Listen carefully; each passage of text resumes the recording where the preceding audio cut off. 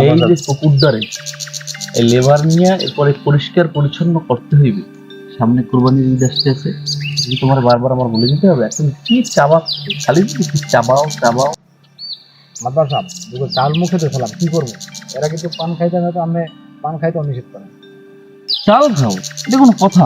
তুমি জানো না যে চাল খেলে পেটে ফেলা হয়, পেটে বিভিন্ন রকমের রোগ হয়? চাল খাও। আর পান খাওয়ার তো কোনো প্রশ্নই আসে না। তুমি তো পান খাও, এর মধ্যে দেখছি পান খাও সিদ্ধি চারোদিক দিয়ে বাইয়ে খাই, এরপরে পরে এতগুলো জর্দানি আর পান খাও। হ্যাঁ, পান কি আমরা ঠিক মতো খেতে পারি? পান যেভাবে খাওয়া দরকার আমরা সেভাবে খাই না। পানে অনেক উপকারিতাও আছে, অপকারিতাও আছে। এতগুলো সুপারি নিয়ে, জর্দা নিয়ে, এতগুলো চুন নিয়ে পান খেলে দাঁতের ক্ষতি হয়। সেই জন্য তো আমি তোমার পান খাওয়াতে ফিরেছি। বলে মাদার সাহেব পান খাইতেও নিষেধ করলেন, তো চাল চাবে তো আমি গুল খামো? এটা কোনো কথা? গুল খাবা কেন? গুল খেলে ব্রেন টিউমার হয়, গুলে অনেক ক্ষতি করে। গুল খাবা না, কিচ্ছু খাবা না। আচ্ছা ঠিক আছে মাদার সাহেব, যেহেতু আমি গুরুজন আমার লাগে থাকি, হ্যাঁ আমি আমি খাই না, তুমি দেখো না। মাদার সাহেব আমি কিছু খাবো না, আপনিও খান না, তুমিও কিছু খাবা না। শরীর সুস্থ থাকবে, ফিট থাকবা, এই সমস্ত কোনো কিছু ভাইজা খাওয়ার দরকার নেই। আচ্ছা মাদার সাহেব, তুমি লেবার নিয়ে পুকুরটা পরিষ্কার পরিচ্ছন্ন করে ফেলাম। হ্যাঁ, কুরবানির সব দায়িত্ব তো আমি তোমার উপরে ছাড়িয়ে দিছি। মাদার সাহেব ওই অগো খবর দিছি, ওরা আই পড়বে না, আইলে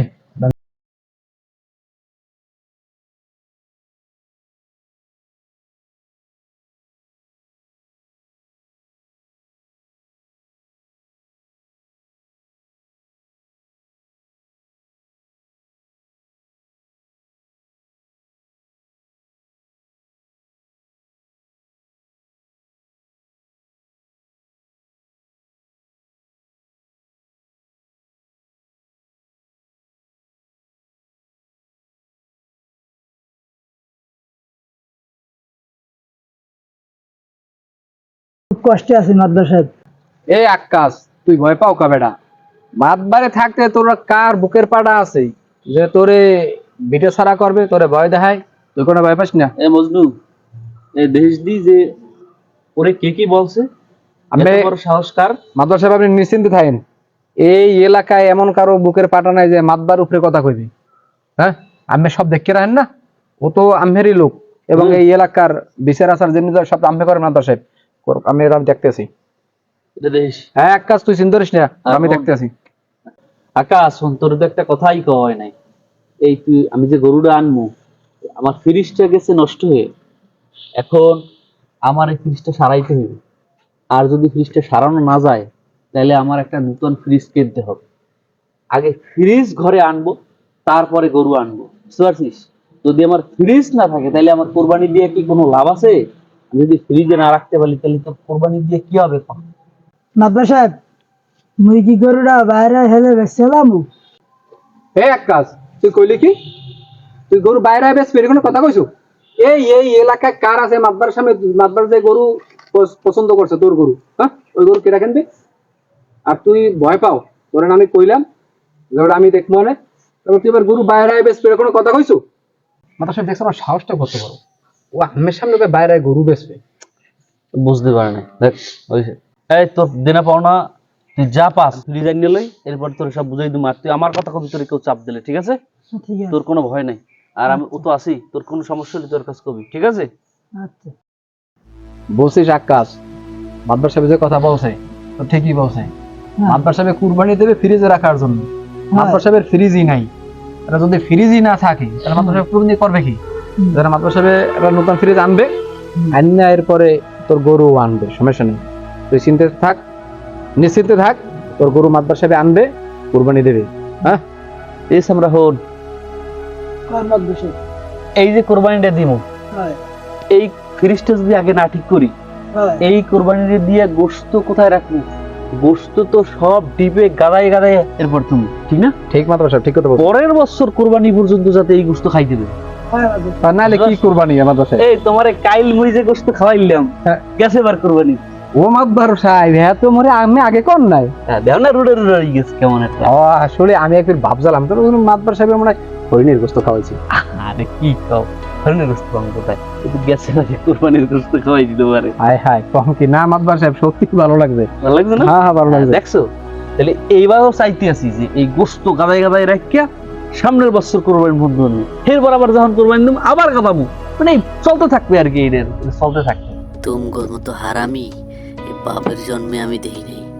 আল্লাহ যদি তোমাকে হেদায়েত করে, আল্লাহ আল্লাহ হরি আমার গরুটায় আমি একটা দাম পাইলে হয়। মাতবার সাহেব, হ্যাঁ আপনি তো গেলে জুমায় মসজিদে গেলেন, একদম আলোচনা শেষ নামাজ শুরুতে হ্যাঁ গেছি।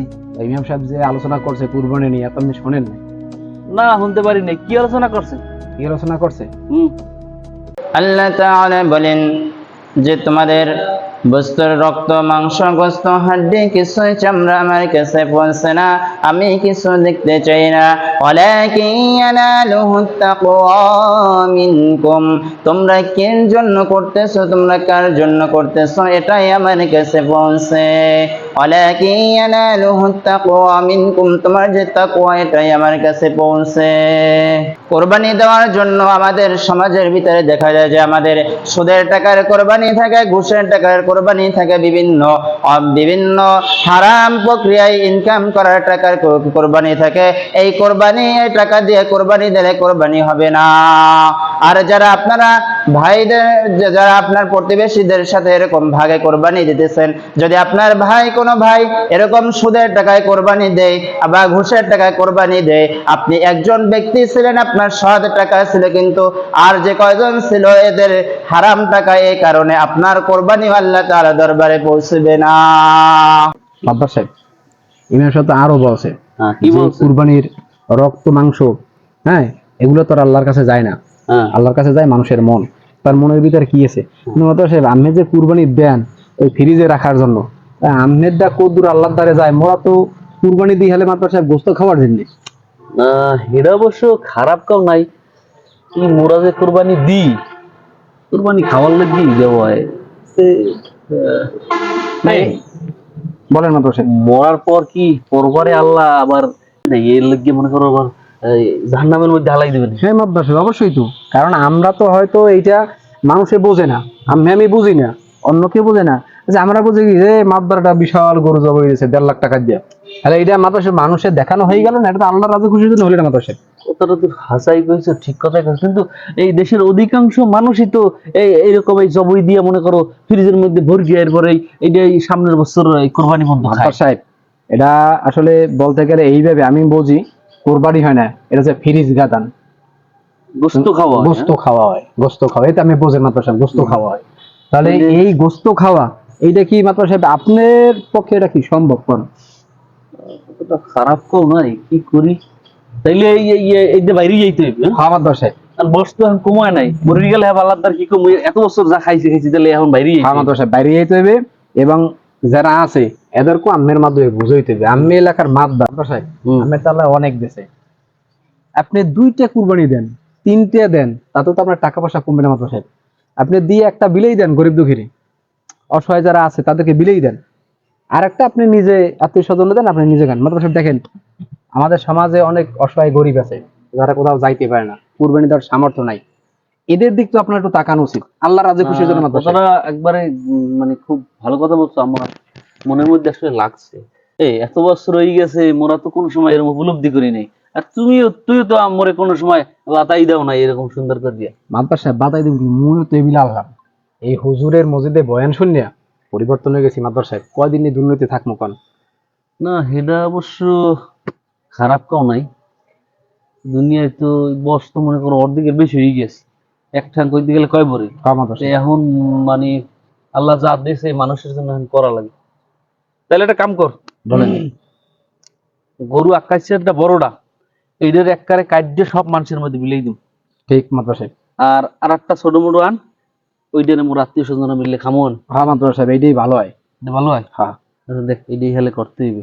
আর এই যারা মনে করো আমাকে আত্মীয় স্বজনের মধ্যে অনেকেই আছে এই গরু কুরবানি দিয়া বছরকে বছর এই আমি যে পদ্ধতিতে চলছি জি, এই মাতবার সাহেব। পদ্ধতিতে চলে, তাহলে এখন আমরা নিজেরা ভালো হইলে তৈবে না, না। এগো একটু বুঝেই শুনে এই লাইনে জি মাতবার সাহেব, যে সময় আছে এই সময় আমাদের তাদেরকেও বুঝাইতে হবে যে আমরা যে কুরবানি দিই, কুরবানিতে আসলে কুরবানি দিতে না, কুরবানি হয় না, কারণ কুরবানি হয় ফ্রিজে ভরা গোস্ত খাওয়া, আল্লাহ রাজে খুশির জন্য এই কুরবানি হয় না মাতবার সাহেব। তাহলে আমি যেভাবে আমারে বলছেন, আমি একটু আমি কিছু মনে নিন না, আমি মুরব্বী মানুষ, আমি একটু বললাম, ইমাম সাহেব মসজিদে বললো, আমরা দুজনে পরিবর্তন আসছে গেছে।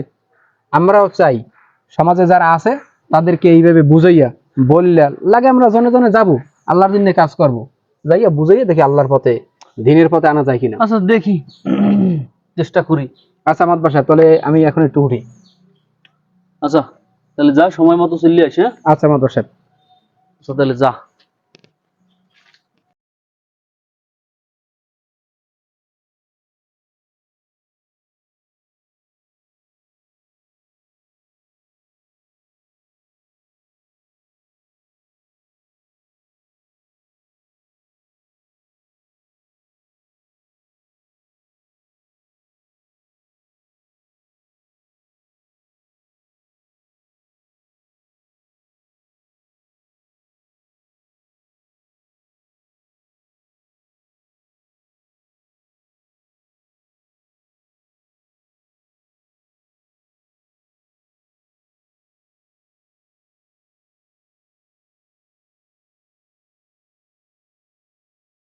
তো বাড়ির মানুষের দোকানে দোকানে যাই খুঁজলাম, হেয়ানো যাই পাইলাম না। কি টাকাটা আনার সময় তো স্যাপ দিয়ে গুণ না ভালো করে টাকাটা আনসালা, হ্যাঁ টাকা দেওয়ার সময় তো কোনো খোঁজ খবর নাই, খোঁজ পাওয়া যায় না, এগুলো কি? ভাই আমার আটটা সময় দেন। সময় তো কম নিলা না তুমি, হ্যাঁ? বড় গরুটা মাতবারে নেছে, ছোট গরুটাও নেবে মাতবারে। মাতবারে নেবে, মাতবারে ফ্রিজ নষ্ট, মাতবারে কেমনে গরু নেবে? মাছ বাসা চাই নেবে না কোন চাই নেবে এখন তো জানি না। আব্বা এলে কিন্তু টাকা আদা হরবেন কেমনে গিয়েও, ঠিক আছে? টাকাটা তাড়াতাড়ি দিয়ে দিও, ঠিক আছে? কেটা নেবে না না নেবে ওই ওর দেখার বিষয় না আমাকে। আরে খারা খারা খারা মা, এই মজলু ভাই ফোন দিয়েছে। আসসালামু আলাইকুম মজলু ভাই, কি মাদ্রাসা স্যার আপনি আইতে আছেন? হ্যাঁ হ্যাঁ আসেন তাই। আচ্ছা তাই তোরা খারা, মাদ্রাসা চাই আর মজলু ভাই আইতে আছে, টাকা মনে হয় দিয়ে যাইবে, তোকে দিয়ে দিব মনে। এখন টাহা দেবা ভালো কথা, কথা হইছে আসল তো দেবা দেবাই, সুদের টাকা হলে কিন্তু কোনো মোরামুরি করতে পারবা না, ঠিক আছে? এইটা লই যাবো, এইটা কোরবানি দিব কিন্তু, ঠিক আছে? টাহা যেন একটা কমে না, পরে জান কবাই আসল নাও, সুদের টাকা পরে নি, ওই কিন্তু হইবে না কিন্তু বাপ। সুদের টাকা দিয়া 1.5 লাখ টাকা আমি গরু কিনবো, ঠিক আছে? তত তাড়াতাড়ি টাকাটা দিয়ে দাও, ঠিক আছে? এ মজনু কি কইলে, সুদের ঠাইত দিয়া 1.5 লাখ টাকার গরু কিনবে? অগত মাতবার সাহেব বানাই অগ সুদ ছাড়ামু আর কুরবানি দেওয়া বন্ধ হলো। আমরা যেখানে ভালো হয়ে গেছি, ভালো হয়ে গেছি, হ্যাঁ এই যে এলাকায় খারাপ থাকবে কেনা? মোড়েও না মাতবার সাহেব। তোর দায়িত্ব এইটা, পিড়ে গিয়ে হগলটির একটা ঘুমানো। আমহে খালি একটু দেখেন, দায়িত্ব দিয়েছেন না, খালি একটু দেখেন কিভাবে এইটারে সমাজে চালু করে দিই। সুদ ঘুষের টাকা দেয়া কুরবানি চলবে না, কোনো গ্রুপে নেবে না, মগো আত্মীয় স্বজনের মধ্যে হইবে না। অবশ্যই আগে এইগুলোর ধর্ম, এবার আত্মীয় স্বজন গুলোর ধর্ম। সমাজে ভালো কাজ করতে হইবে। অবশ্যই ভালো কাজ করতে হবে। এ কি করলি তোরা? ভালো আছো চাচা? সুদের টাকা দিয়ে তোরা 1.5 লাখ টাকা দিয়ে গরু কিনবি?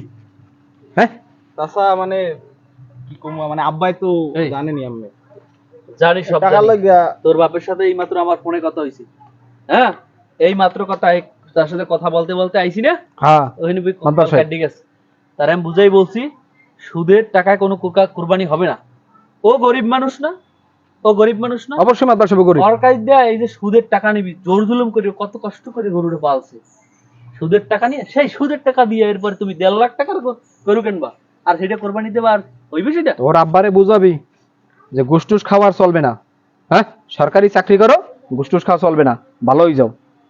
তোর আব্বারে বুঝাবি, দুজনে বাপেরে বুঝাবি, বুঝে একটা স্লোগান দিবি, সুদ মুক্ত ঘুষ মুক্ত হালাল টাকায় কোরবানি। কোরবানি দিতে হবে, হ্যাঁ সুদ মুক্ত ঘুষ মুক্ত হালাল টাকায় টাকায় কোরবানি কোরবানি দিতে হবে, ঠিক আছে? মনে থাকবে? আল্লাহর কাছে যদি সেই আচ্ছা, কোরবানি মনে থাকবে। পৌঁছায়। আচ্ছা মনে থাকবে। এই বুঝতে পারছো? সুন্দর করে বুঝাই দেবা, হ্যাঁ? ঠিক আছে? তোমরাই আগামী দিনের প্রজন্ম। এখন থেকে আমরা সুদ ঘুষকে না বলি, জি মরার পরে আল্লাহর কাছে আমরা কি জবাব দেব যদি আল্লাহ ধরে? হ্যাঁ কুরবানি দিই নিজেরা খাওয়ার জন্য, ফ্রিজে গাদানোর জন্য, তাহলে হইবে? কুরবানি দিতে হবে আল্লাহর সন্তুষ্টির জন্য, ঠিক আছে? মনে রাখতে হবে সবসময়, হ্যাঁ? চলো আচ্ছা আমরা গেলাম তাহলে, হ্যাঁ আমরা গেলাম।